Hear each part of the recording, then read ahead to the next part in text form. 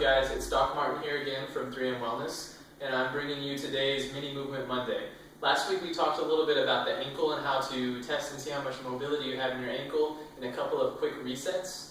Feel free to check out that last video, but for today what we're going to work on is the knee.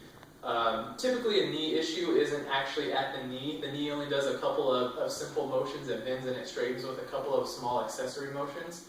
But usually when we correct the ankle and we correct the hip, a lot of knee issues tend to go away because the knee is just the symptom area, whereas the pain generator or the dysfunctional movement is typically at the ankle and the hip. So today's Mini Movement Monday, we're going to look at and see how our angle of our knee should be. Basically, what you see most of the time with dysfunctional knees is you'll see what's called a genu valgus collapse. Instead of the knees hitting out, the knees are going to fall in like this. Now you see this more often in female athletes who are still yet to hit that kind of skeletal maturity and haven't developed that muscle yet, but it holds true for a lot of even pro athletes. I know Robert Griffin III was one of those athletes where you would see his knees collapse, and he's kind of the classic poster child for that. Basically, whenever your knee collapses in like that, it really puts you at higher risk for ACL injuries. And I know that's kind of a hot topic still, preventing ACL injuries in youth sports. So let's get to the movement.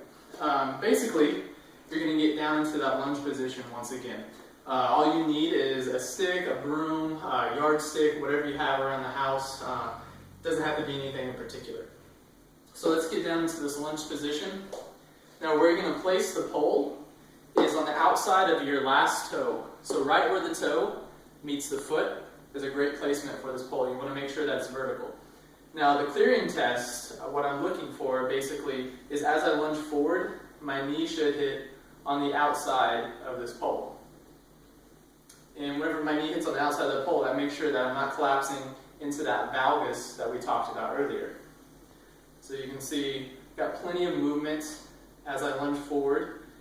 And also, a good thing to do is to make sure you throw in that cue from last week. You screw your foot into the ground, kind of prepping your ankle, and then see if that knee clears outside of that once again.